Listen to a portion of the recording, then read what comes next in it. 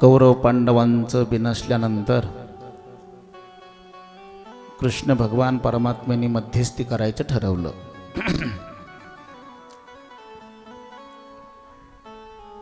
शिष्टाई करता कृष्ण भगवान परमात्मा निघाले.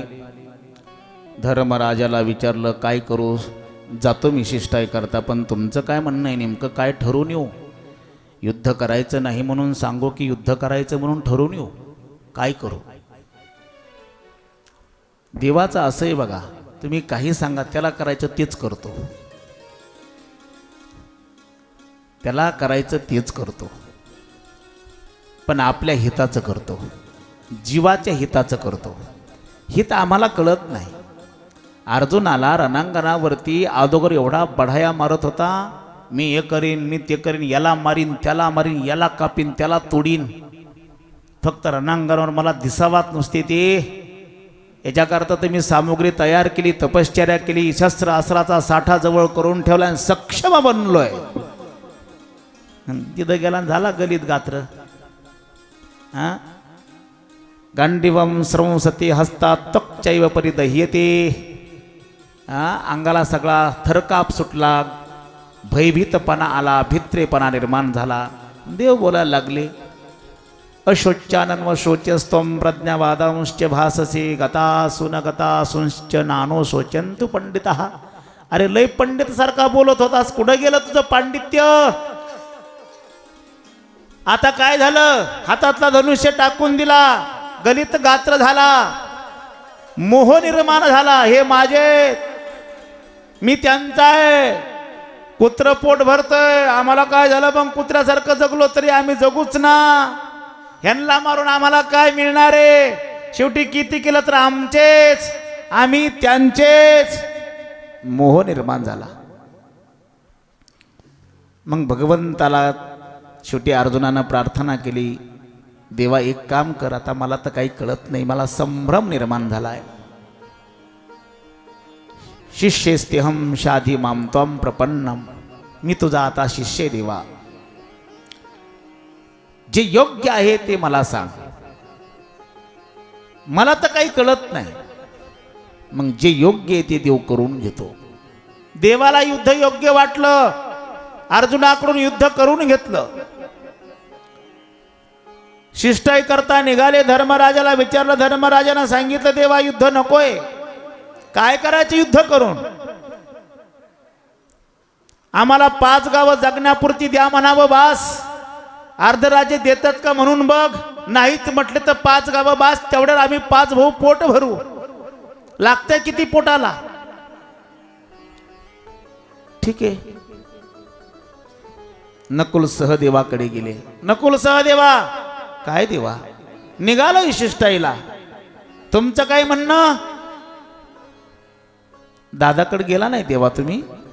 सावत्र भाऊयत, सावत्र भाऊयत. कदाचित यांचा विचार वेगळा येईल अशी देवाला अपेक्षा होती.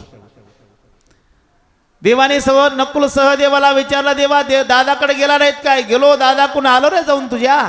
मग दादाचं काय म्हणणं आहे? दादा तर युद्ध नको म्हणतोय. देवाला असं वाटलं हे म्हणतात मग युद्धच करायचंय. त्यांनी सांगितलं, दादा जे म्हणतात ते आम्हाला मान्य आहे. दादा युद्ध नको म्हणतात, युद्ध नको. गाडं फसायला लागलं देवाचं. देवाला तर युद्धाची अपेक्षा आहे. मी युद्ध करण्याकरता आलोय, करून घेण्याकरता आलोय. मला या पृथ्वीचा भार कमी करायचा आहे, पापी लोकांना संपवायचं आहे. काय करावं? ज्याला सावत्र जरा धर्मराजाकडे वळली, पण सख्याचं बघू काय होतंय. तर सखे कोण? अर्जुन आणि भीमदादा. अर्जुनाकडे गेले. अर्जुना, काय देवा? निघालो शिष्टाईला. बर जा देवा, ये लवकर जाऊन. अरे जा, ये जाऊन. बाजारला जायचंय काय? जायचं आणि पिशवी भरावायची, घेऊन यायची, घरी तुझ्या स्वाधीन करायची. काही विचार विनिमय आहे का नाही? आपला काय विचार हे तर मला कळायला पाहिजे का नको? दादाकडे गेला नाही काय देवा? जाऊन आलो. काय म्हणणं आहे दादाचं? अरे तुझ्या दादाचं आणि तुझ्या सावत्र भावाचं तिघाचं म्हणणं आहे की युद्ध नको म्हणून. येड लागलंय काय त्यांना? याच्याकरता तपश्चर्या केली काय? याच्याकरता हत्यार सज्ज ठेवलेत काय? युद्ध सामुग्री करता मी सामुग्री तयार ठेवली आली आहे. दादाला काय कळतं? देवा युद्ध निश्चित करून ये. फुटला एक सख्खा भाऊ भीमदादाकडे गेले. भीमा काय असं दादाला काय डोकं फिरलं काय? दादाचं जमणार नाही देवा, पण केलेला आहे. पण हे पण पूर्ण झाले पाहिजेत. युद्ध निश्चित करून ये.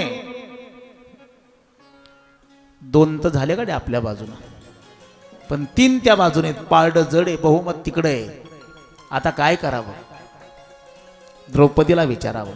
द्रौपदीकडे गेले. द्रौपदी काय देवा?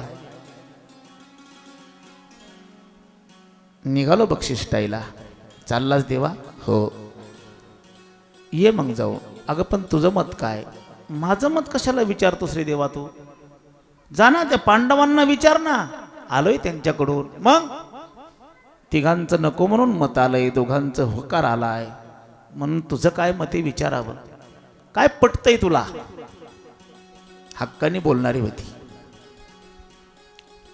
सख्ख्या भावाच्या वरचं स्थान द्रौपदीच्या अंतकरणामध्ये देवाविषयी होतं. देवा तुला माहित नाही का? सौभाग्यवती सुवासिनीचे केस मोकळे नसावे. भीमाने प्रतिज्ञा केली. तुला माहिती आहे, दुर्योधनाची मांडी फोडून त्या रक्ताने हात माखन आणि माखले रक्ताने माखलेल्या हाताने माझी वेणी घालणारे, केस बांधणारे. सुवासिनीच्या केसाला बंधन असावं देवा. हे आता सांगणं सुद्धा मुश्किल आहे. तुम्ही जेवायला बसलात तर केसाचा तीर्थप्रसाद त्या ताटात मिळतो. आंबाडा सुटलेला असतो. खाली वाकलं की ताट झाडीत चलतो. ही फॅशन आहे. आम्हाला धर्माची गरज नाही, संस्काराची गरज नाही. हे द्रौपदीचं बोलणं आहे, माझं नाही. मी कोण सांगणारा? सौभाग्यवतीच्या सुवासिनीच्या केसाला बंधन असावं देवा. माझी केस मोकळी आहेत देवा. तुला पण लाज वाटायला पाहिजे मला हे सांगायला. तू करशील ती पूर्व दिशा आहे, नाहीतरी आमच्या म्हणण्याला किंमत कोण देणार आहे? तुझ्या मनात येते तू करणारेस आणि मला विचारायला आलास या केसाचं करायचंय काय? भीमाच्या प्रतिज्ञेचं काय करणारेस? अर्जुनाच्या शस्त्रास्त्र कशाला गोळा करायला लावलीस? कशाला त्याला तपाला बसवलं होतंस? अनेकांची प्रसन्नता, अनेकांचे आशीर्वाद त्याला का घेऊन ठेवलेस? मला माहित नाही देवा. युद्ध झालं पाहिजे. देवानं टाळी वाजवली. वा द्रौपदी 101%. आता समान पारड झालं. 3 या बाजूनं 3 त्या बाजूनं. आता हा पठ्ठ्या स्वतंत्र झाला. स्वतःच मत एका बाजूनं टाकून बहुमत करायला. देव निघाले. रथ सज्ज झाला. दारुक रथामध्ये बसलेला सारथी बरोबर उद्धवाला घेतलं आणि देव निघाले. हस्तिनापूर जवळ आलं. काय तयारी करून ठेवली देवाच्या स्वागताकरता. वाह. यावर्षी आपणही कृष्ण भगवान परमात्म्याचा ग्रंथ म्हणजे प्रत्यक्ष कृष्ण परमात्मा आहे. आपण आपल्या गावाच्या परीनं आपल्या अंतकरणातल्या भावनेद्वारा जशी भावना आली तशी त्या कृष्ण भगवान परमात्म्याच्या ग्रंथाचे स्वागत केलं. तुम्ही चांगलं केलं. श्रीमद भागवत कथेचा विधी आहे. ग्रंथ आपल्या गावात आल्यानंतर त्याला सामोरं जावं, त्याचं स्वागत करावं. टाळ, पखवाज, कलश, पताका, ग्रामवासी, लहान थोर, माता भगिनी सर्वांनी सामोरं जावं. कृष्ण परमात्मा आपल्या गावात आलाय, त्याचं स्वागत करून त्याला घेऊन यावं आनंदानं, आदरानं. आपण ते यावर्षी केलं. आपल्याला त्याबद्दल धन्यवाद आहे. दुर्योधनानं देवाच्या स्वागताची तयारी करून ठेवली. देवाच्या करता पायघड्या टाकल्या. अख्ख हस्तिनापूर गावाच्या बाहेरून देवाची वाट पाहत थांबलं होतं. मोठमोठे राजे राजवड्यांना आमंत्रण दिलं होते. सगळे लोक दुतर्फा उभा राहिले होते देवाला हात जोडून. वेगवेगळे वाद्य वाजत होती. तुताऱ्या वाजत होत्या, चौघडे वाजत होते, टाळ मृदंग वाजत होते, ढोल लहची मुलं खेळत होती. वेगवेगळा आनंद आपापल्या परीने लुटत होती सर्वजण. हस्तिनापूर दुमदुमून गेलं होतं. हस्तिनापुरातला माणूस ना माणूस, जीव ना जीव रस्त्यावर होता, याच्यात नवल नाही. हस्तिनापुरातले मुके प्राणी सुद्धा देवाच्या स्वागत करता येऊन थांबली होती. लहान लहान मुलांना सुद्धा आनंद झाला होता. गुडिया उभारल्या होत्या. देव कशा करता का येईना, पण देव येतोय. अंतकरणामध्ये भावना होती. तो पांडवांचा सखा आहे तसा आमचाही सखा आहे. आम्ही त्याचे आहोत, तोही आमचा आहे.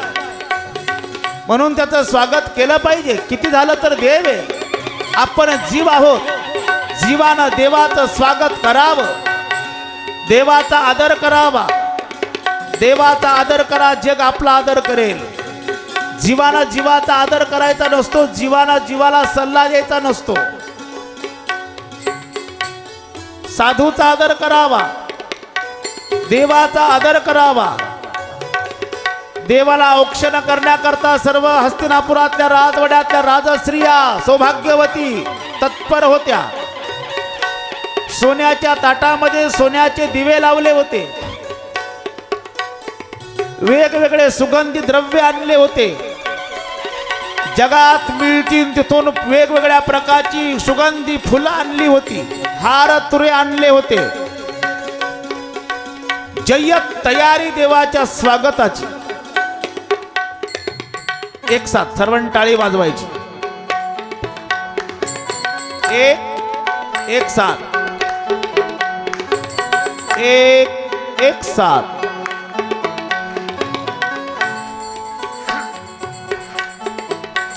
देवाचा रथ जवळ आला. सर्व हस्तिनापूर वासियांना आनंद झाला. धृतराष्ट्रानं सर्व आदेश सर्वांना देऊन ठेवले होते. दुर्योधन युवराज त्यांनी त्याच्या परीने देवाचं होईल तेवढं चांगलं स्वागत करायचा प्रयत्न केला आहे. देव आले.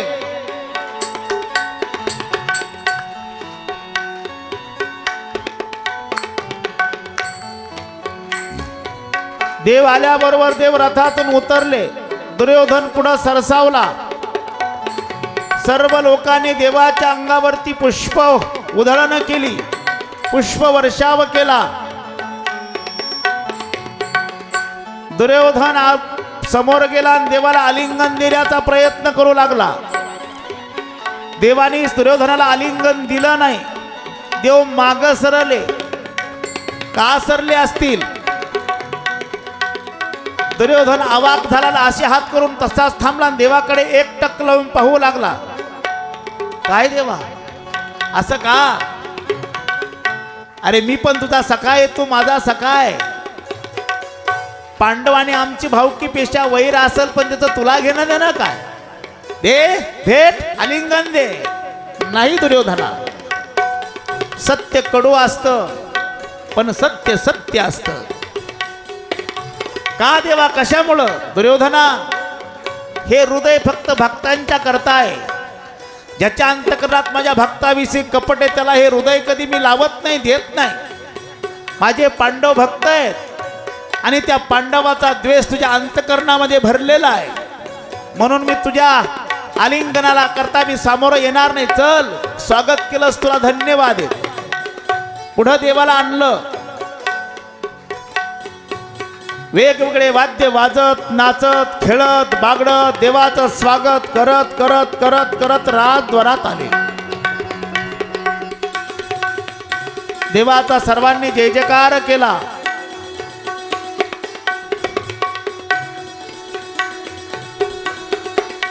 द्वारकाधीश भगवान की जय, द्वारकाधीश भगवान की जय, द्वारकाधीश भगवान की जय.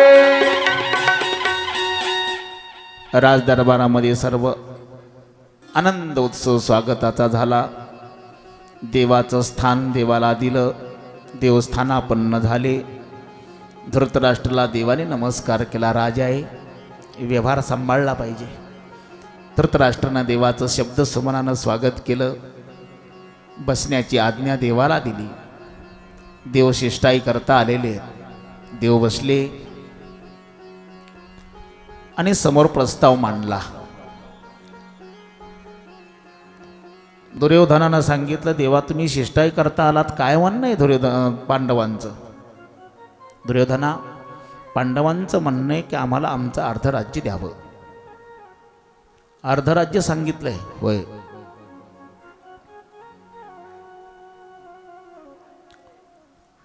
अर्धराज्य सांगितलंय का आणखीन काही वेगळं सांगितलंय? धर्मराजे फार मोठे व्यापक अंतकरणाचे, कदाचित दुसराही विचार सांगितला असेल. हो, सांगितलाय ना. काय म्हणणं आहे धर्मराजेंचं? आणि राजे कधीपासून झाले? राजा मी आहे. जो स्वतःला मोठा म्हणतो तो छोटा असतो, आणि जो स्वतःला लहान म्हणतो तो खरा मोठा असतो. मी राजा आहे, मी युवराज आहे हस्तिनापूरचा. तो राजा कधीपासून झाला? देवही आवेशात येऊन बोलले, दुर्योधना मी म्हणतो तोच राजा. धर्मराजे, धर्मच राजे. जाऊ दे देवा, वादात नको. पुढचं बोला. 4 वाजत आली का वाजली? वाजून गेली. ते काहीतरी आलंय ना तुमच्याकडं, मुद्द्याचं बोला. चॅनलच आलंय वाटतं एक. मुद्द्याचं बोला. चला, माईक पुढं लावलं, मुद्द्याचं बोला. घ्या बोलून मुद्द्याचं. चल देवा, मुद्द्याचं बोल. देवानं सांगितलं मुद्द्याचं बोल, तर चल मुद्द्याचं बोल. काय सांगितलं? दुसरा विचार धर्मराजाचा असा आहे की आम्ही 5 भाव आहोत. अर्धराज्य आम्हाला सुखासुखी नसलं देणं होत तुमच्याच्यानं, तर आम्हाला युद्ध नकोय, पण 5 भावाकरता 5 गावं द्या. वा वा, काय विचार आहे, काय मोठेपण आहे. दिले 5 गावं दिले पांडवांकरता. 5 गावं दिले म्हटल्याबरोबर देवाचा चेहरा पडला. आपलं गाडं फसलं. आता काय करायचं? पण तेवढ्यामध्ये दुर्योधनानं सांगितलं, देवा 5 गावं दिले आणि तुला जे द्यायचे ते 5 गाव तूच दे. तू म्हणशील ती 5 गावं दिली. देवानं नावं सांगितले, इंद्रप्रस्थ, मृगप्रस्थ, जयंत, वारणावत. 4 गावं सांगितली, पण एक मुंबई, एक कलकत्ता, एक दिल्ली, म्हणजे ज्या राज्यातल्या राजधान्या आहेत ना, अशी 4 गावं राजधान्या सांगितल्या. आता महाराष्ट्रात ते दिल्ली गेल्या, महाराष्ट्रात काय ढेकळं राहिले का? मुंबई महाराष्ट्रात जर गेली, महाराष्ट्रात राहिलंच काय? देवानी 4 अशी गावं राजधान्या सांगितल्या, 5वं तुला वाटन ते दे. हे बिघडलं. ते म्हणला, हस्तिनापुरात राहिलंच काय? आता हस्तिनापुरात राहिलंच काय? दुर्योधन उठून मारायला आणि त्याने सांगितलं, देवा आता तर सुईच्या टोकावर बसेल एवढी माती सुद्धा देणार नाही. घ्यायचंय, हिम्मत असेल पांडवात तर त्यांनी युद्ध करून मिळवावं. देवही आवेशात उठून उभा राहिले. देवाना सांगितलं, दुर्योधना मला सुद्धा तुझ्याकडून घ्यायचेच नाहीत 5 गावं. घ्यायचे तर युद्धानच घेणारे. चल, युद्ध तर युद्ध. निघालो आम्ही. युद्ध म्हणून ठरलं, अटळ झालं. दुर्योधन देवाविषयी अंतकरणामध्ये दुजाभाव निर्माण झाला. देवाला आडवाला निघाला, बंदिवासात टाका. युद्ध करायची भाषा करतोय. देवाला धरायला सामोरे आले ना सेवक. देवाने लीला केली. अख्खे दुर्योधन दिसायला लागले. कोण दिसायला लागले? दुर्योधन नाही, सगळे देवच दिसायला लागले. कृष्ण भगवान परमात्म्याने अनेक रूप धारण केली. प्रत्येकाला धरायला जातात सेवक, कृष्णदेव म्हणून धरायला जातात, ते दुर्योधनाला धरतात, दुःशासनाला धरतात, कर्णाला धरतात, शकुनीला धरतात. अरे आम्हाला नाही, त्याला धरा, तुला धरायचं सांगितलंय स्वामीनं. कशाचं आलं? देव धरता धरता देव पुढे निघून गेले. देव निघाले, शिष्टाईची सभा विस्कळीत झाली. रथामध्ये देव आरूढ झाले. दुर्योधन दारुकाने रथ सज्ज केला. आपले उद्धव आणि दारुकाने रथ सज्ज केला. देव आणि उद्धव रथामध्ये बसले आणि उद्धवानं विचारलं, आता देवा जायचंय नेमकं कुठं? मला तर भूक लागली वा, तो झालं युद्ध त्या शिष्टाईचं, पण माझं काय? सकाळी निघलेलो 6 वाजल्यापासून पोटात अन्नाचा कण नाही. पंगत आलो तर शेवटची चालू होती. आता काय करायचं? देवानं सांगितलं, उद्धवा भूक लागली होय. पाठीमागून दुर्योधन आवाज येतोय, देवा जाऊ दे, काय व्हायचं तर होईल, तुझ्याकरता जेवणाची व्यवस्था केली, 4 घास खाऊन जाय. फार 4 दिवसापासून कष्ट घेतले, तुझ्याकरता सर्व काही करून ठेवलंय. उद्धवानं सांगितलं, देवा चल ना, लय घमघमाट येतोय, काय बी ते काय माहिती बा. आरडावरडा चालू आहे पाठीमाग. देवा चल, बोलितोय, सन्मानानं बोलितोय. देवानं सांगितलं, त्याचं अन्न मला खायचं नाही, पापी लोकांचं अन्न खाऊ नये, दुष्टाचं अन्न खाऊ नये. माझ्या भक्ताच्या विषयी ज्याच्या अंतकरणात कपट आहे, त्याच्या आश्रयाला अन्न आहे, ते अन्न खाल्लं तर माझी बुद्धी दूषित होईल, मला त्याचं अन्न नकोय. दुर्योधना, तुझे 5 पक्वान नसतील पण मला ते नको आहेत. माझ्या भक्ताविषयी तुझ्या अंतकरणामध्ये कपटे, कपट्याच्या आश्रयानं असलेलं अन्न जर मी खाल्लं तर मला कपट बुद्धी सुचल, म्हणून मी तुझं अन्न खाणार नाही, तुला लकलाप चाललो मी. उद्धव म्हणतात, देवा जायचंय कुठं? चल उद्धवा. उद्धवजी चल विदुरा घर जावे, उद्धवजी चल विदुरा घर जा. उद्धवजी चल विदुरा घर जावे, उद्धवजी चल विदुरा घर जावे.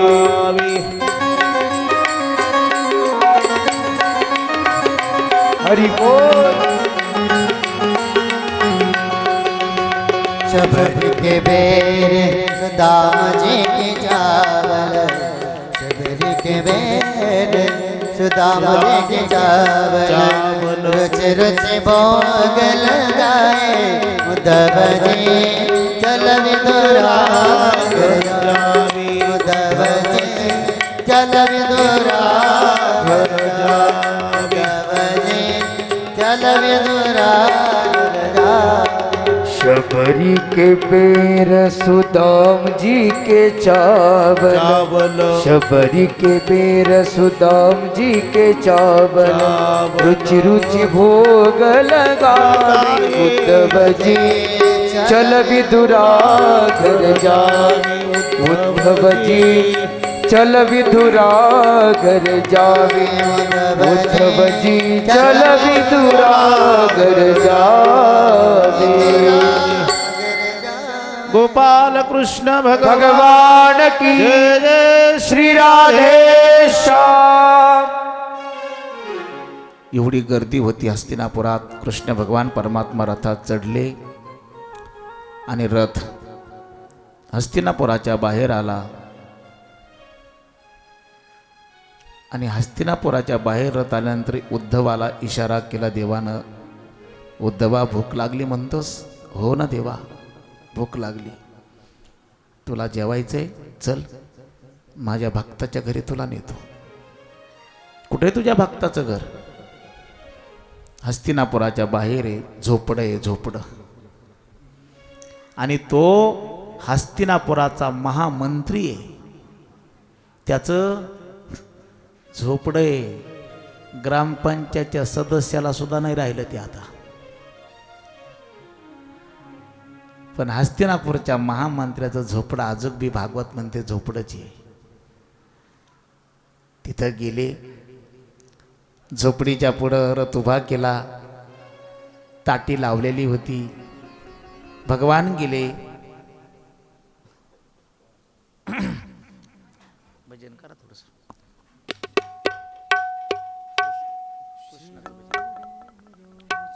काकाच्या घरा झोपडी समोर रथ उभा केला, रथातून खाली उतरले आणि उद्धवाला दारुकाला न सांगता स्वतः त्या झोपडीच्या ताटी समोर गेले आणि ताटी वाजवली. कोणी आहे का घरात? घरात कोणी आहे का घरात? विदुर काका होते तिकडे सभेमध्ये हस्तिनापुरात, त्यांना पत्ताही नाही. देवाचा रथ आलेला पाहिल्याबरोबर विदुर काका लांबून देवाला हात जोडत होते. देवा, या विदुरावर कृपा कर, दर्शन दे कधीतरी.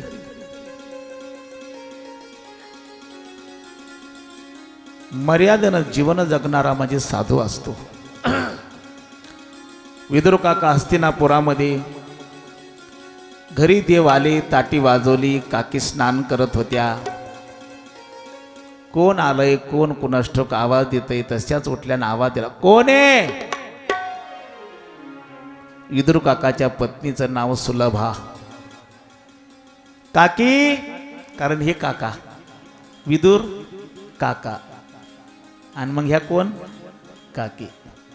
हा ते काही काही अंकल आंटी असंच ना? Aunty uncle. हे काय परदेशात जन्मलं होतं का काय माहिती? हा, सुलभा काकी, मी आलो. कोण तुम्ही? मी द्वारकाधीश कृष्ण परमात्मा आलोय. ताटी उघडली, देवाला पाहिलं, भान हरपलं. या ना, या या देवा या. उद्धवा येणार ये मध्ये. सुलभा काकीने बसायला आसन घेतलं, खाली टाकलं, स्वतःच बसल्या. देव खाली बसले समोर. उद्धव जवळ उभा राहिले, बसले नाही. याला देहभाव विवर्जित अवस्था म्हणतात. आनंद अतिशयानं स्वतःच्या देहाला विसरणं, भान नाही राहिलं. आकाश ठेंगणं झालं. मी कोणी हेच विसरून गेली. देव आलाय तो आनंद झाला. आज झोपड्यात देव आलाय, महालातून, राजवाड्यातून. काकी, खायला आहे का काही? कोणीतरी सकाळी केळाची टोपली एक आणून दिली होती काकाच्या दारात. आहे ना देवा? केळं आहेत, फळं आहेत, द्या ना काकी, भूक लागली. तिथं खा म्हणला होता. जगातली 5 पक्वान्न आणून ठेवली, देवाची व्यवस्था केली होती. इथं बोलवलं नाही, खा कुणी म्हटलं नाही, घरी येण्याचं आमंत्रण नाही, होऊन दार वाजवलंय. तिथं श्रीमंताचं भोजन होतं, श्रीमंताचा राजवाडा होता, त्यागला. गरिबांनी बोलवलं नाही, गरिबाच्या झोपडीत आलो, झोपडी वाजून झोपडीमध्ये खाली बसला. खायला आहे का म्हणून विचारतोय. काकीनं टोपलं समोर घेतलं, एक केळी घेतली, सोलली. त्याचा गर एका हातात घेतला, केळीची साल एका हातात घेतली. स्वतःच्या मुखात गर घातला आणि साल देवा, धरा ना देवा, घ्या.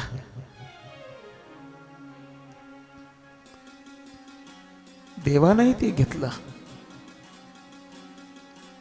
गर काकी स्वतः खाते, केळीची साल देव खातून सांगतो, काकी कुठं मिळाली? आजपर्यंत या जन्मात नाही, कोण्या जन्मात मला अशी केळी खायला मिळाली नाही. काय चवी त्या केळीला, किती गोड आहे काकी, काय सुगंध या केळाचा, काय आस्वाद लागतोय. उद्धवा, अरे आज खरं जेवण मला मिळालं. काकीच्या हातचा प्रसाद फार गोड लागला. पुन्हा केळ सोललं, काकीने गर घेतला, साल देवाच्या हातात दिली. उद्धव बघतोय काय चाललंय देव भक्ताचं, कळायला तयार नाही. पण देवभक्ताच्या आनंदाचा सोहळा मात्र उघड्या डोळ्यानं उद्धव भोगतोय, पाहतोय, आनंद घेतोय. देव साल खातात, काकी केळीचा गर खाते. का खाल्ला असेल? आपण खाऊ का? एखाद्याच्या घरी चहा पिण्याकरता जर गेलो, पाहुणा होऊन जर गेलो, न जाणो आमच्या माता माऊलीकडून अनवधानानं साखर टाकायची जर विसरली आणि याला जर तो चहा आला, याचं थोबाड एवढं वाकडं तिकडं होतं, वारं गेल्यावर एवढं होणार नाही. चहायला साखर आहे का नाही यांच्या घरात? यांना कधी पाहुण्याचा कधी आदर करायचं माहिती आहे का नाही? अरे फलाण्याच्या घरी गेलो तर बिन चहा साखरेचा चहा पाजला मला त्यांनी. ही जागीरदाराची अवलाद, याला चव लागते, कारण याचं जीवन बेचव आहे. ईश्वरानं केळीच्या साली खाल्ल्या. भगवंताला तुमच्या केळीचा गर आहे का काय घेणं नाही, का केळीची साल आहे त्याचं घेणं नाही. त्याला अंतराची गोडी लागते, तो आतली गोडी घेतो. अंतरीची घेतो गोडी, अंतरीची घेतो गोडी, अंतरीची घेतो गोडी, अंतरीची घेतो गोडी. पाये जोडी बाबाची,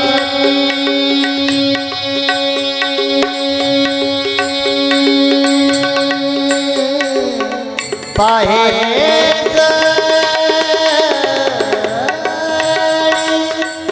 बाबाची, देव सोयरा सोयरा, देव सोयरा सोयरा. पाय जोडी भावाची, पाय जोडी भावाची, देव सोयरा सोयरा, देव सोयरा सोयरा, देव सोयरा सोयरा, सोयरा. दुर्योधनाचा पाची पक्वान्नाचा त्याग का केला आणि सालीचा स्वीकार का केला? दुर्योधनाच्या पाची पक्वान्नामध्ये अंतरातली गोडी नव्हती, अंतरातला भाव नव्हता, मोठेपणाचा अहंकार होता. महाराज आमच्या घरी या, चहा प्यायला या. बर,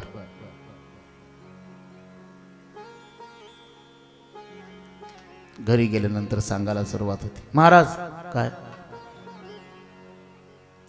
दिल्लीहून आणलं बरं का, हे फर्निचर दिल्लीहून आणले, दिल्लीवरून हे वरचं फर्निचर. महाराज काय ही फरशी आहे ना, आपल्या बीड जिल्ह्यात तर नाहीच, पण अख्ख्या मराठवाड्यात मिळत नाही. महाराज राजस्थानहून आणली.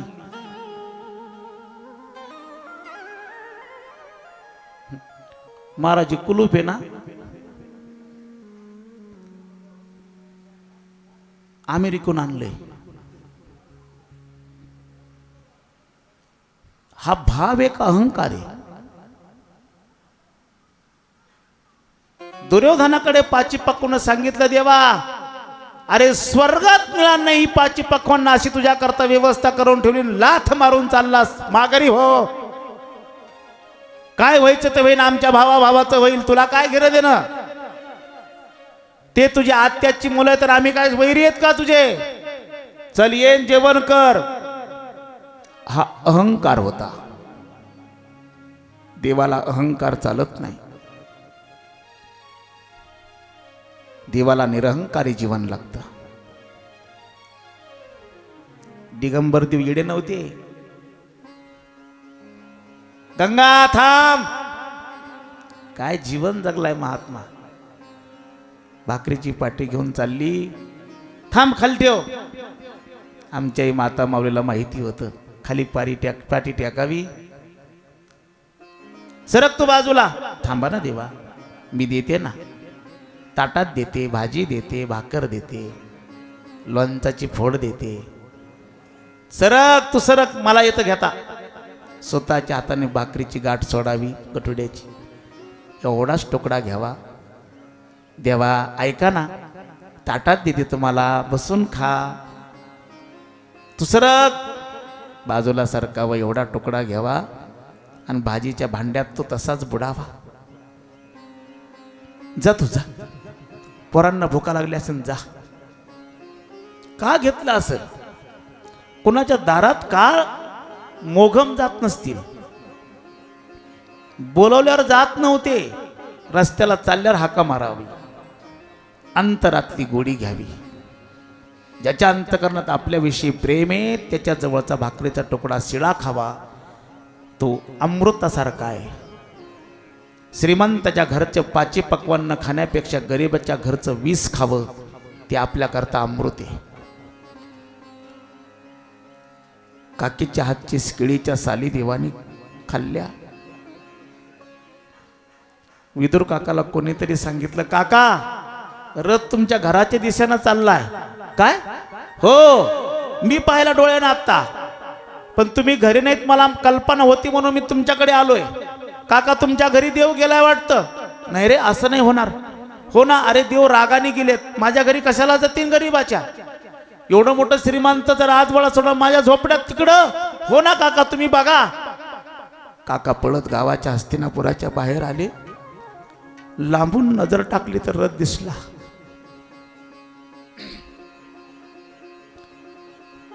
पायात चप्पल नाही. विदुर काका रस्त्यानं पळत आले. तोपर्यंत रथ घरी पोहोचलाही. घरात देव बसलाही. केळी खायला सुरुवात केली आणि दारात येऊन बघतात, धापा देतात आणि पाहतात पत्नी वाल्या कपड्यानं तशीच बसलेली. बसायला स्वतःला घेतलंय. देव खाली भुईवर बसलाय. केळी घेते, साली काढते, साल देवाच्या हातात देते, केळीचा गर स्वतःच्या मुखात घालते. देवही आनंदानं ती साल खातोय. उद्धव उभा राहिलाय. कुणाचं कुणाला भान नाही, कुणी कुणाकडे बघत नाही. चाललेली कृती आनंदात चालली. आनंद विभोर जीवन. किती श्रीमंत असला म्हणजे हा आनंद मिळेल हो. हा, किती श्रीमंत सोयरा भेटला म्हणजे हा आनंद मिळेल. किती श्रीमंताच्या घरात आपली पोरगी गेली म्हणजे हा आनंद भोगल. किती श्रीमंताची पोरगी आपल्या घरी सून केली म्हणजे हा आनंद मिळेल. नाही मिळू शकत. विदुर काका हे पाहतात. डोळ्यातून घळघळ घळघळ अश्रू बाहेर पडले आनंदाचे. देव काकाकडे बघायला तयार नाही. सुलभा काकाकडे बघायला तयार नाही. उद्धव काकाकडे बघायला तयार नाही. तिघजण तीन अवस्थेमध्ये मग्न आहेत. काका दारात उभा राहिले. बरस पाहिलं, राहवलं नाही. सुलभा दाराकडे बघितलं, भानावर आली. काय चाललंय? तू पाटावर बसलीस, आसनावर बसलीत, माझा देव खाली. तटकून उभा राहिली, लाजली, पाठीमागं गेली. देवा, माझी पत्नी भोळी आहे, तिला कळत नाही, पण तुला कळतंय ना. खुशाल साली खातोस. देवा, तुला एक पटतं का रे? काका, खूप गोड होती केळी, खूप भूक लागली होती. काका खाली बसले. देवाला आसनावर बसवलं. स्वतःच्या हातानं केळी घेतली, केळी सोलली, साल स्वतःच्या हातात ठेवली, देवाच्या हातात गर दिला. खा देवा, माफ कर देवा, माझी पत्नी भोळी आहे. पत्नी भोळी असावी, पण अशी असावी. नाही तर चहा प्यायला कुणी नेले वारकरी.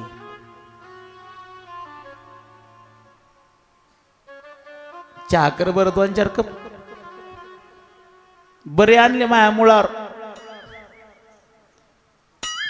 घरचे थोडे होते म्हणून बाहेरचे घेऊन आलात. तुम्हाला तर डोक्याचा भागच नाही. वार करा देखता हे प्रवचन.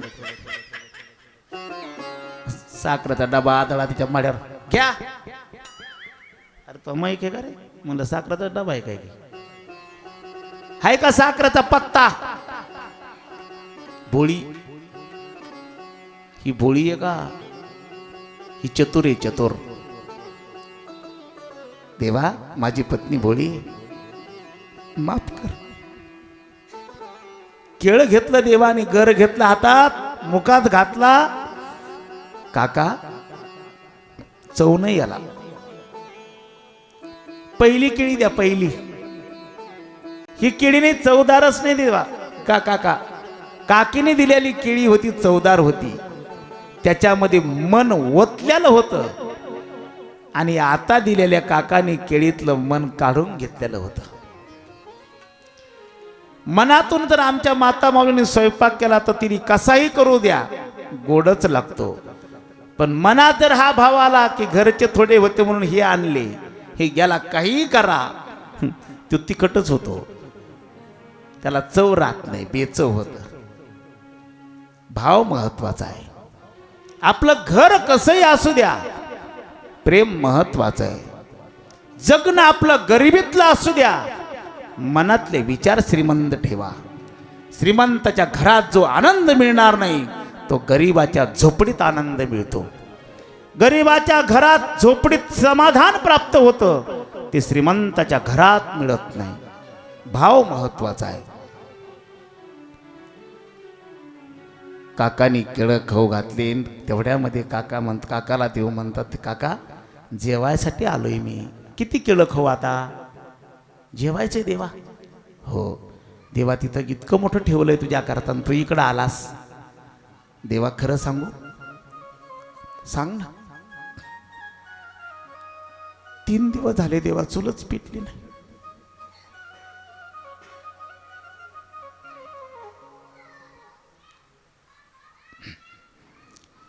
खायला काही नाही देवा. 3 दिवस झाले आम्ही दोघं पती पत्नी पाण्यावर उदरनिर्वाह करतो. काय देऊ तुला खायला? अरे ज्याच्या घरी खायला नाही त्याच्या घरी तू आलास. परीक्षा पाहतो का माझी? ज्याच्या घरी गेलास त्याच्या घरी खाण्याची व्यवस्था सगळी केली तुझी. इकडं आलास, सांगितलं सुद्धा नाही. विदुरा तुझ्या घरी निघालोय म्हणून एवढं सुद्धा कल्पना दिली नाहीस देवा. येताना एखाद्याच्या पाया पडून काही आणलं असतं तुला खाण्याकरता. भीक मागितली असती देवा तुझ्या करता. भीक मागावी देवा करता, साधू करता मागावी. आमच्या कबीर महाराजांच्या पोरानं चोरी केली. दुकान रात्रीच्याला फोडलं आणि सकाळी वारकऱ्याला पंगत खाऊ घातली. पोराचं मुंडकं कापल्या गेलं, लटकवलं, शिरलं, धड लटकवलं मुंडकं. कबीर महाराज घरी घेऊन आले. कोणाचं धडे म्हणून सकाळपर्यंत कोणाला कळालं नाही म्हणून येशीला टांगलं होतं. विदुर काका कबीर महाराजांना ते मुंडकं असं कपड्यात झाकून घरामध्ये नेऊन ठेवलं. पत्नीला सांगितलं, पत्नीला सुद्धा सांगितलं, ब्रश शब्द करायचा नाही, वारकरी जेवले पाहिजे. आम्ही चोऱ्या पोरा करता करतो. आमची पोरं श्रीमंत झाली पाहिजे. आम्ही हत्या पोरा करता, कुटुंबा करता करतो. पोरांना, कुटुंबाला दुसऱ्याचं शरीर खाऊ घालतो. पोरं आगडबमची बगडबम झाली पाहिजे. कशाला तू मुंडकं दाबायला? कशाला आगडबमची बगडबम करतोस, चोऱ्या करतोस? तुला भोगावं लागल. कबीर महाराजांनी वारकरी जेवू घालण्याकरता पंगत बसवली. स्वयंपाक झाला, स्वादिष्ट स्वयंपाक तयार केला. कबीर महाराजांच्या पत्नीनं, मुलगा कुठे? मुलाला आमच्या बरोबर बसवा. घरातला यजमान एखादा तरी आमच्या पंक्तीला बसला पाहिजे. आता काय करायचं? त्याचं दुखत आहे, ताप आलाय, झोपलाय. वारकरी असले आयरे गेरे नव्हते. यावर्षी एक दिंडीत आपले एक मला ऐकायला मिळालं. मुक्कामाला गेलो, तिथं गेल्यानंतर आमच्या पुढं जी मुक्कामाला मंडळी थांबली होती त्या मंडळीने सांगितलं, म्हणले महाराज आज लय मजा आली. म्हणलं कशाची? म्हणले इथं थांबलो, 200-200 लोकांचा स्वयंपाक या घरावाल्यांनी केला आणि सगळ्याला आश्रय दिलाय. स्वयंपाक चालू असताना त्यांनी आम्हाला म्हटले, आता कधी स्वयंपाकाला एक अर्धा-पाऊण तास लागल, तोपर्यंत आमच्या घरी हरिपाठ म्हणा. वारकऱ्याला असली वारकरी होते खानदानी. त्यांचा नियम होता, पाणी पिल्याशिवाय, देवपूजा केल्याशिवाय पाणी प्यायचं नाही, हरिपाठ म्हणल्याशिवाय खायचं नाही. त्या वाघाने सांगितलं, म्हणले आता काय करायचं, पंच झाली वा, आपल्याला तर हरिपाठ येत नाही, आपल्या संग कोणी म्हणणारं नाही. महिला मंडळ होते त्यांना म्हणले, ते ए बाया एवढं थकून भागून आले, बरे हरिपाठ म्हणा म्हणून सांगता तुम्ही आम्हाला. गाडं फसलं. पोरं गेले त्या माणसाकडे, ते म्हणले काय? म्हणले आमचा दिंडीचा नियम आहे. म्हणले काय नियम आहे तुमच्या दिंडीचा? ते म्हणले आमच्या दिंडीत हरिपाठ झाला की पुन्हा आम्ही काहीच करीत नाही, असा नियम आहे. काही म्हणायचं नाही, पुन्हा हरिपाठ म्हणायचं नाही. हाय का नियम असा? वारकरी लयच भारी वारकरी. ती बिचारा गप बसलो, काहीच बोललं नाही. आणि डाळभट्टीची पंगत कणकण तणकण हाणलं वारकऱ्याने. आणि महिला मंडळीने मग हरिपाठ चालू केला खाल्ल्यावर. आली म्हणले आपलं गाडं फसलं पुन्हा. म्हणले काय झालं? आपण तर असं सांगितलं ना, हरिपाठ सुरू केलाय म्हणलं ह्यांनी. ती गेली तिथून पळून. वारकरी वारकरी जीवन कसं असावं? आमच्या पंक्तीला एखादा यजमान बसला पाहिजे. आता काय करायचं काहीच कळना. कबीर महाराजांनी विनंती केली सगळ्यांना, इथेच पोटभर जेव घातलं, दिंडी निघाली. येशीला शरीर टांगलं होतं बिना मुंडक्याचं. सगळ्या गावात बोबाटा सुटला होता, कोण असेल, कुणी चोरी केली, कोण असेल, कुणी चोरी केली. आणि मग तिथे उघडं पडलं, कळालं, म्हणले कबीर महाराजांचा मुलगा आहे कमाल. वारकरी येशीत थांबले, कबीर महाराजाला बोलवलं. अरे सांगितलं सुद्धा नाही, आनंदानं पाणी पिऊन तुझ्या दारातून आम्ही प्रेमानं गेलो असतो, आमच्या करता चोरी केलीस. कुठे मुंडक कुठे? कबीर महाराज घेऊन आले. येशीला बांधलेलं शरीर खाली आणलं आणि मुंडक त्याला लावून पुन्हा कमाल जिवंत केला. चोरी करा, वारकऱ्या करता, देवा करता, संतांकरता करा, पण आपल्या स्वतःच्या स्वार्थ करता चोरी करू नका. भिकारी व्हायचंय, देवा करता व्हा, होईन भिकारी. सासरवाडीचा वारकरी होईन भिकारी, होईन भिकारी, होईन भिकारी, होईन भिकारी, होईन भिकारी, होईन भिकारी, होईन भिकारी, होईन भिकारी, होईन भिकारी, होईन भिकारी, होईन भिकारी, होईन भिकारी, होईन भिकारी, होईन भिकारी, हो होईन भिकारी, होईन भिकारी, होईन भिकारी पंढरीचा वारकरी, होईन भिकारी पंढरीचा वारकरी, पंढरीचा वारकरी, पंढरीचा वारकरी, पंढरीचा वारकरी, हाची माझा नेम धर्म, हाची माझा नेम धर्म, हाची माझा नेम धर्म, हाची माझा नेम धर्म, नेम धर्म, नेम गोपाल कृष्ण भगवान की जय. श्री राधेश. वेदरो काकानं सांगितलं देवा जेवायचे होय. पत्नीकडे गेले, पत्नीला सांगितलं देवाला जेवायचे. काही आहे का? काय पटते तुम्हाला? 3 दिवस झाले हो, चूल पेटली नाही. बघ ना, काही असलं तर बघ, सापडन काही कुठंतरी. 2-4 गाडग्याची उतरण होती त्या झोपड्यात.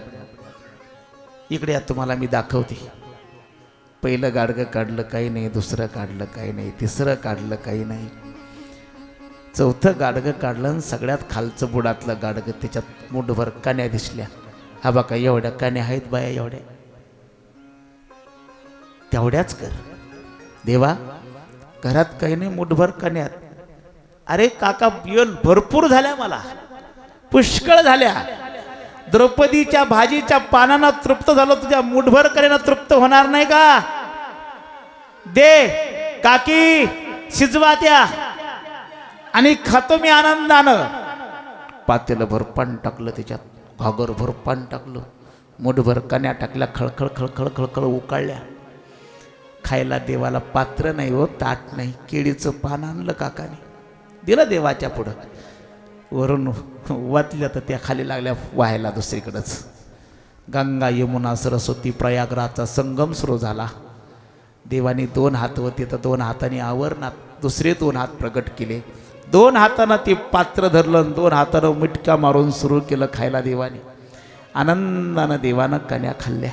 विदुर घरच्या बसून कण्या परमानंद झाला. वा वा, विदुर घरच्या बसून कण्या टाळी वाजवा. परमानंद झाला. मनमोहन मुरली मारा बेला, मनमोहन मुरली मारा बेला, मनमोहन मुरली मारा बेला. मनमोहन मुरलीवाला नंदाचा अलबेला, मनमोहन मुरलीवाला नंदाचा अलबेला, अलबेला नंदाचा. पाण्याला जाते काय? लयच गाजले पाण्याला जायचं सध्या. विदुरा घरच्या भक्षुनी कन्या परम आनंदी झाला. खाल्ल्या कन्या देवानं आनंदानं खाल्ल्या आणि त्या कन्या खाल्ल्या. देवाने तृप्तीचा ढेकर दिला आणि देव तिथून निघाले. विदुर काकानं सुलभा काकीनं देवाला साष्टांग प्रणिपात घातला. तृप्त झाला देव. निघाले, रथात बसले, हस्तिनापूरला आले. युद्ध अटळ झालं म्हणून सांगितलं. युद्ध ठरलं. युद्धाची तयारी सुरू झाली. इकडं दुर्योधनाची तयारी सुरू झाली. एक दिवस धृतराष्ट्रानं विदुर काकांना एकांतामध्ये बोलवलं. एकांतामध्ये बोलवलं तर विचारलं, विदुरा मला काहीतरी सांग, मला संभ्रम निर्माण झाला आहे, शंका वाटते, उद्या पोरापोरांचं भांडणात युद्ध होईल आणि नको ते घडल, काय करावं मला काही सुचना. विदुर काकांना सांगितलं, धृतराष्ट्रा, भाऊ भाऊ येत ना दोघं जण, आदेश हक्कानं सांगणं. आपल्या या घरामध्ये हस्तिनापुरामध्ये दुर्योधनाच्या रूपात पाप घुसले. तू या दुर्योधनाचं ऐकू नकोस. जर तुला कल्याण हवं असेल, पांडवांचं अर्ध राज्य पांडवाला देऊन टाका आणि आनंदानं सुखानं आनंद भोगा. दुर्योधनाचं ऐकाल तर विनाश झाल्याशिवाय राहणार नाही. आणि ही चांडाळ चौकडी ऐकत होती. हे गुप्त होते, मागावरच होते. धृतराष्ट्राकडे कोण येतंय, कोण जातंय. दुर्योधनानं मोठ्यानं आवाज दिला. हे ऐकल्याबरोबर दुर्योधनाच्या दुःशासनाच्या रूपानं तुझ्या घरात पाप घुसले, पाप जन्माला आलंय तुझ्या पोटी, असं म्हटल्याबरोबर कोणी ऐका रे इथं जवळ, या थेरड्याला, ह्या म्हाताऱ्याला या राज्याच्या बाहेर हाकला. माझ्या बापाला माझ्या विरोधात भडकवतो आणि युद्ध करायचं नाही म्हणतो, अर्ध राज्य द्या म्हणतो. आमचं खातून पांडवाचे गुणगान गातो. आमच्या घरात राहतून पांडवावर प्रेम करतो. जिवंत ठेवा, मारू नका, याला हाकलून द्या, याला भरल्या डोळ्यानं पाहू द्या. पांडवांचा नरसंहार हा दुर्योधन कसा करतो आणि कसा विजय प्राप्त करतोय. तर विदुर काकांना हे शब्द ऐकले. धृतराष्ट्राला हात जोडले, बाहेर पडले आणि दुर्योधनाला सांगितलं, दुर्योधना काळजी करू नको, हाकलायची गरज नाही, मीच चाललो. हातातलं शस्त्र उंबऱ्यावर ठेवलं. हस्तिनापुराच्या राजवाड्याला नमस्कार केला. हे बघ, तुला असं वाटेल की मी हत्यार घेऊन चाललो म्हणजे पांडवाच्या बाजूने जाईन आणि त्या बाजूने मी लढल, असं कधी होणार नाही. मला माहिती आहे त्या बाजूने जगाचा बाप आहे, गरज नाही माझी त्या बाजूने जाण्याची. मलाही जायची अपेक्षा नाही. मी मीठ हस्तिनापुराचं खाल्लंय, मी खाल्ल्या मिठाला जागणार आहे. निघालो, हाकून देऊ नकोस, चाललो मी. विदुर काका तीर्थयात्रेला निघून गेले. तीर्थयात्रेला गेले. इकडे युद्ध झालं, पांडवांचा विजय झाला. गोपाल कृष्ण भगवान वान की जय श्री राधेश. पांडवांचा विजय झाला, कौरवांचा निपात झाला. पांडवांचं राज्य आलं, धर्माचं राज्य आलं. आनंदानं हस्तिनापूर नांदू लागलं. यमुनेच्या तीरावरती तीर्थयात्रा करत करत उद्धवजी भगवंताच्या पादुका घेऊन आणि तीर्थयात्रा करत करत विदुर काका यमुनेच्या तीरावर दोघांची भेट झाली. विदुर काकांचा वेश बराचसा बदलला होता. तीर्थयात्रा करता करता जटा दाढी शरीर कृश झालं होतं चालून चालून, पण चेहऱ्यावरती आनंदाचं तेज होतं. उद्धवाची आणि विदुर काकाची भेट झाली. दोघांनी एकमेकाला नमस्कार केला, मिठी मारली. 4 मिले 64 खिले, 20 रहे कर जोड. हरिजन से हरिजन मिले, बिह से 7 करोड.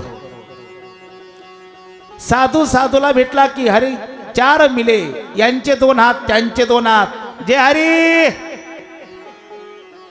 आनंद आहे, साधूच्या भेटीतला आनंद आहे.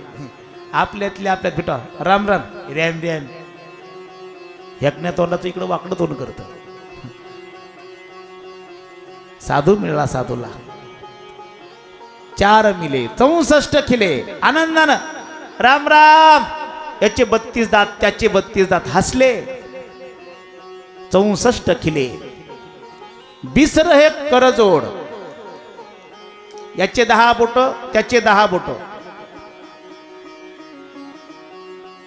4 मिले म्हणजे एकमेकाला मिठी मारणं, आलिंगन देणं. यांचे 2 हात त्यांचे 2 हात, यांचे 20 बोट त्यांचे 20 बोट. 20 रहे करजोड, हरिजन से हरिजन मिले. आणि जेव्हा मिठी मारली तेव्हा यांच्या अंगावरचे 3.5 कोटी रोम आणि त्यांच्या अंगावरचे 3.5 कोटी रोम, बिह से 7 करोड. आनंदाचे रोमांच अंगावरती आले. दिव्य भेट झाली. 2 जण बसले. माझी वेळ आता होत आली, 15 मिनिटं राहिली.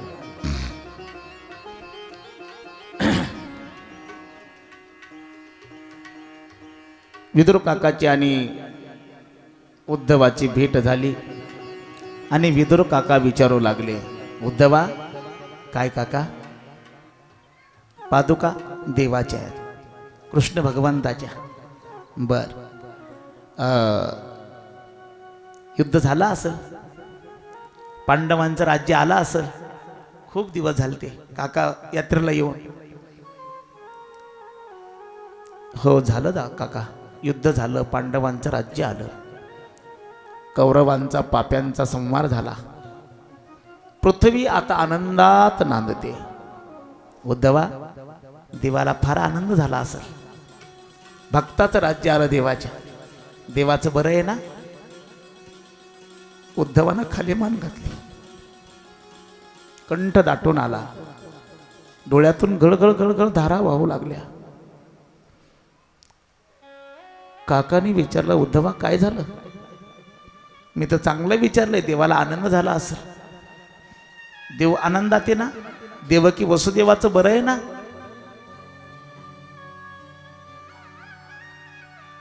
उद्धव बोलू लागले, काका, जो सूर्य मावळला त्या सूर्य मावळलेल्या सूर्याविषयी मी काय बोलू? म्हणजे देवनीच धामाला गेले. काय? देवनीच धामाला गेले. या पादुका माझ्याकडे देवाने दिल्यात, मला देवाने येऊ दिलं नाही बरोबर. आणि देवाने या पादुका घेऊन मला मैत्री ऋषींकडे जायचं सांगितलंय. तुमची भेट होईल म्हणून सांगितलं होतं. काका फार पुण्य घेऊन नशीब घेऊन जन्माला आलात. म्हणजे देवाने निजधामाला जाताना तुमची आठवण काढली होती. आमची लेकीची आठवण काढते. नका काढू, देवाची आठवण करा. मरताना देवाची आठवण यावी याच्याकरता कथा ऐकायची. मरताना देवाचं स्मरण व्हावं याच्याकरता हरिपाठ करायचा आहे. मरताना देवाचं नाव मुखाला यावं याच्याकरता राम राम सतत म्हणत राहायचंय.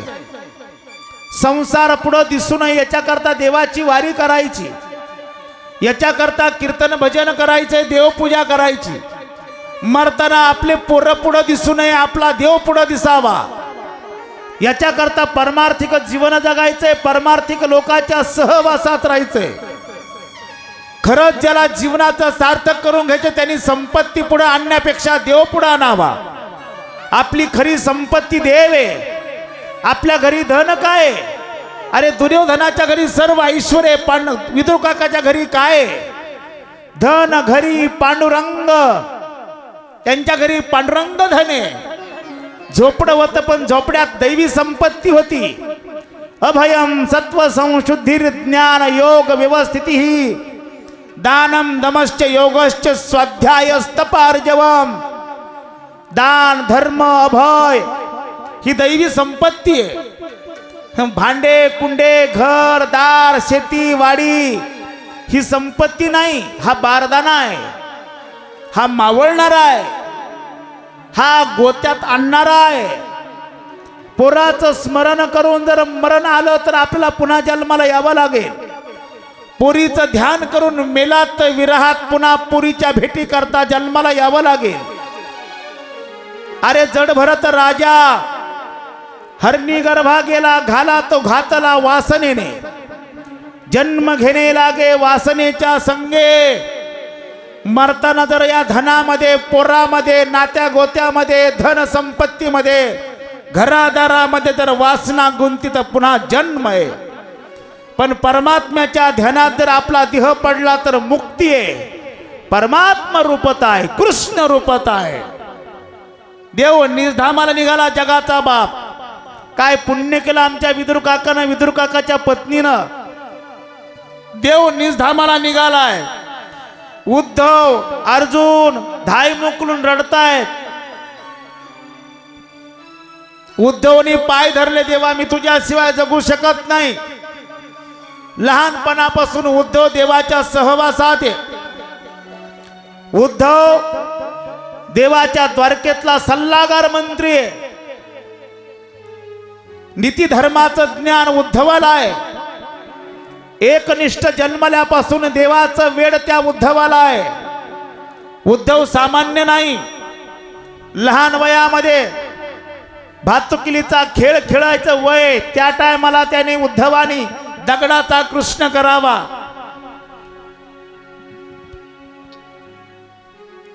झाडाचं पान तोडावं. ते पान त्या देवासमोर ठेवावं.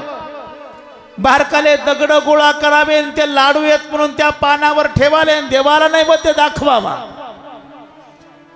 पाणी घ्यावं बोळक्यामध्ये मडक्यामध्ये देवाला घालून त्याची स्नान घालावी. देवपूजा म्हणून ते उपचार करावे. खेळायच्या नादात पूजेच्या नादात दुपार होऊन जायची. आई वाट बघायची. आईनं गावामध्ये चक्कर मारावी. उद्धव कुठे? उद्धव कुठे? उद्धव दिसला. उद्धवा उद्धवा लक्ष नसायचं.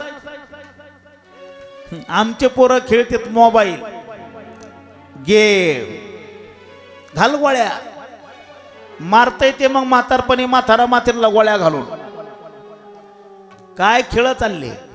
खेळण्या जेसीबी विचारा त्या पोराला काय पण जेसीबी पाहिजे. ह्याकण्या तोंडाच्या जेसीबी कशाला पाहिजे तुला या वयात. यांचे डोके बिघडेन याचं बिघडायला लागले. कारण याची माय गरोदर असताना जेसीबी खेळत होती. ते जन्माला आलं जेसीबीच मागायला लागलं. आता घालत बघा ना माझा बाबल्या माझा वाघ कसा लाता घालायचा शिकलाय. थांब थोडस थोडं थांब. लाताच घालणार आहे तुला. तुझं कौतुक करतेस ना लाथाचं, एक दिवस याच लाथापायी तुला डोळ्यातून दुःखाचे अश्रू गाळावं लागतील. लक्षात ठेव म्हणा त्या आईला. बघ आमचा उद्धव काय करतोय. उद्धवा भानच नाही, एकाग्र कृष्ण भक्तीमध्ये रथ. आईनं जवळ जावं, हाताला धरावं. उद्धवा काय चाललंय रे, बघ ना 12 वाजले नाही, 4:30 वाजून गेल्यात, 4:45 झाल्यात, 4:45 नाही 5 झाल्या. बघ कसं तुला भान नाही. आम्हाला बसावंसं वाटाना, कधी सुटतही वाटत तू खुशाल म्हणतो. तुम्हाला काही वाटू, मला टाइम दिलाय 2 ते 5, तेवढ्या टायमात मी पूजाच करणार. हा, तुम्हाला काही वाटू, नाही तर तुम्हाला वाटू, काय वाटायचे ते वाटू. होय चोपदार. वेळेची संधी करता आले पाहिजे, सोनं करता आला पाहिजे. संधीचं सोनं करावं, नाहीतरी तुम्ही घरी गेल्यावर काय करणार आहेत मला माहितीच आहे. उठल्या उठल्या पहिला चहाचा कप आहे तोंडाला. बाई लयशीन आला ग, काय डोका राहू वज दिल तर काय 4-2 मनाचं. हा, उद्धवाच्या हाताला धरला. अरे उद्धवा, जेवायचा टाइम, भूक नाही लागली का तुला? थांब आई, देवाला नैवेद्य दाखवायचा आहे, मग येतो मी. आई थांब. आईनं आनंदानं कुतूहलानं बघावं. एवढे पूजेमध्ये रथ व्हायचे, पूजा अर्चा करायचे, देवाचं नामचिंतन या वया लहान वयात करायचे. आणि आज तो परमात्मा निजधामाला गेला. पायाला देवाच्या मिठी मारली. देवानं सांगितलं, उद्धवा आता जगाला माझी गरज नाही, जगाला तुझी गरज आहे. मी तुला दिलेलं भागवत, हे भागवत उद्धवाला दिलं देवानं. कुणाला दिलं? उद्धवाला दिलं. श्रीमद भगवद्गीता अर्जुनाला दिली आणि भागवत उद्धवाला दिलं. उद्धवा, तुला या भागवत रूपी दिलेल्या ज्ञानाचा प्रचार प्रसार तुला करायचा. याच्याकरता मागं थांबायचं. त्याच्याकरता माझं स्वरूप मी या भागवतामध्ये टाकतो. सगळं तेच भागवतामध्ये ठेवलं. म्हणून ग्रंथ नव्हे हा श्रीकृष्ण. अपार महिमा ग्रंथाचा, वदवे ना कोणासाच्या. प्राणची कीर्तनकारांचा, मेवा कविवर संतांचा. अपार महिमा आहे ग्रंथाचा. उद्धवाने कंठ दाटून आला. विदुर काकाला सांगतात, वेळ संपली, पुढचं सांगत नाही आता.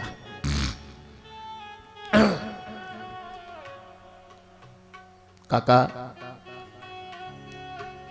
देवाने तुमचं वैकुंठ गमन करताना आणि धामाला जाताना तुमची आठवण काढली. माझी आठवण? हो काका, तुमची आठवण काढली. काकाला गैवर आला. मी असा फाटका तुटका झोपडीत राहणारा, माझी आठवण देवाने करावी.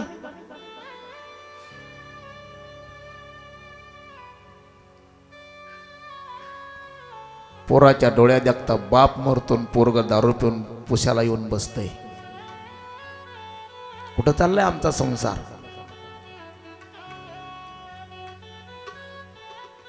भान ठेवा.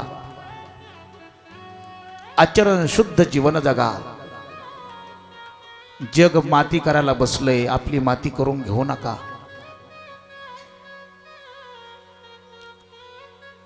उद्धवा, माझ्या आठवण कशा करता काढली देवानं? काका, देवाने तुम्हाला अशी आठवण काढली. त्या कालावधीमध्ये मैत्रेय ऋषी, मी, अर्जुन आणि दारुक शेवटच्या कालावधीत देवाच्या जवळ होतो.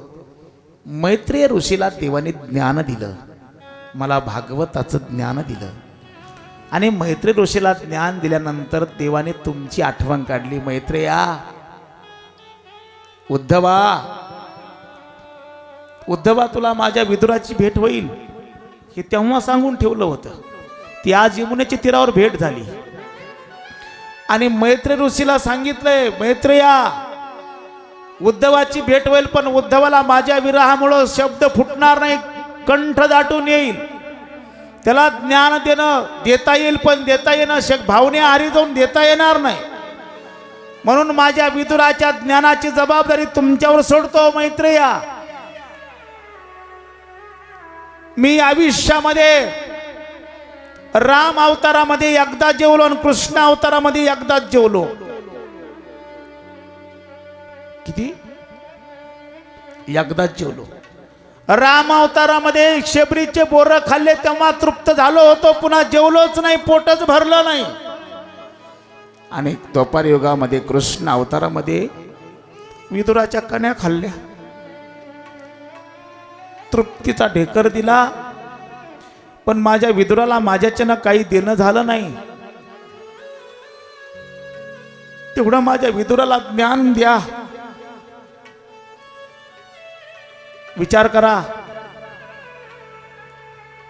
2 एकर शेती, 4-5 लाख रुपये घरामध्ये धन, 4-2 मजल्याची इमारत, 4-2 गावामध्ये सखे सोयरे, 10-5 ड्रेस घालायला शिल्लक घरामध्ये.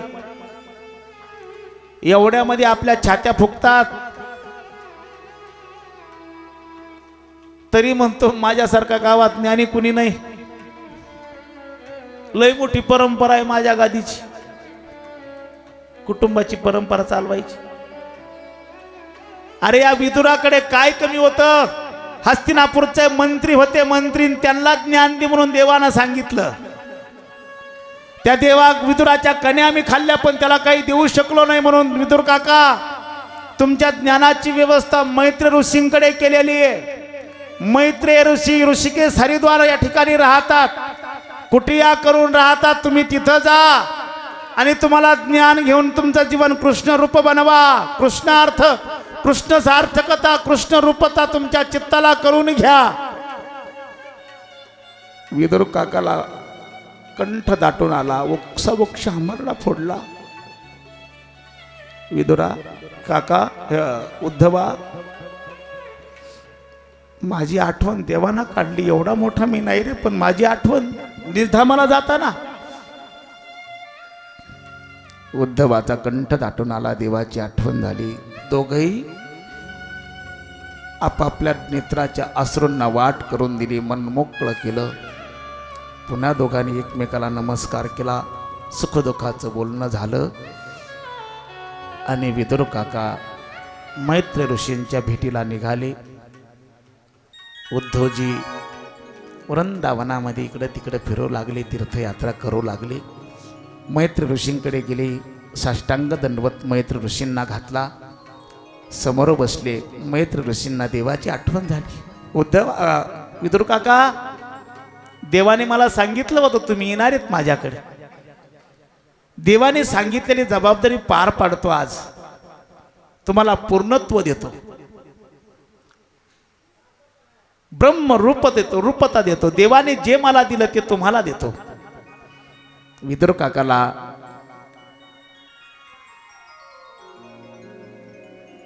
ब्रह्मरूपतेचं ज्ञान दिलं, भक्ती प्रेमाचं ज्ञान दिलं, स्थूल सृष्टी सूक्ष्म सृष्टी याचं ज्ञान दिलं. विदुर काका कृतार्थ झाले. पूर्ण ब्रह्म झाला पार्थ, पूर्णत्व प्राप्त झालं, कृतार्थता झाली. देवाने सांगितलेल्या शब्दातून आज मी मुक्त झालो, याचा आनंद मैत्र ऋषींना झाला. आणि विदुर काकाला माझी देवाने आठवण काढून मला पूर्णत्व दिलं, कृष्ण रूपता दिली. आज कणाकणामध्ये परमात्मा माझा कृष्ण भगवान दिसू लागला. या आनंदाचे अश्रू डोळ्यातून उघळले आणि कृतार्थता दोघांनाही वाटली. आपल्याही जीवनामध्ये कृष्ण रूपतेचं ज्ञान प्राप्त करून घेण्याची आपल्या बुद्धीला कीव यावी, आपल्याला कीव यावी. कथाही मनोरंजना करता नाही, सप्ताह मनोरंजना करता नाही, करायचंय म्हणून नको. भक्तीतला प्रेमाचा आस्वाद आपल्याला मिळावा, ज्ञानाच्या ब्रह्मरूपतेचा आस्वाद मिळावा, याच्याकरता ही कथा आणि कीर्तन भजन हरिपाठ आहे. मनातून आपण ही कथा करायची, आनंद भोगायचा आणि तो आनंद आपल्या शेवटच्या श्वासापर्यंत टिकवायचा, वाढवायचा. असे विचार आपल्याला विदुर काकाच्या मैत ऋषींच्या कृपा आशीर्वादाने मिळावेत आणि कृष्ण भगवंतांनी आपल्याला अशी कृपा करावी अशी नगद नारायण बाबाकडे दिगंबर बाबाकडे आजच्या कथेच्या समारोपाच्या निमित्तानं करतो आणि आजची कथा या ठिकाणी थांबवतो. गोपाल कृष्ण भगवान की जय जय श्री राधेश्याम.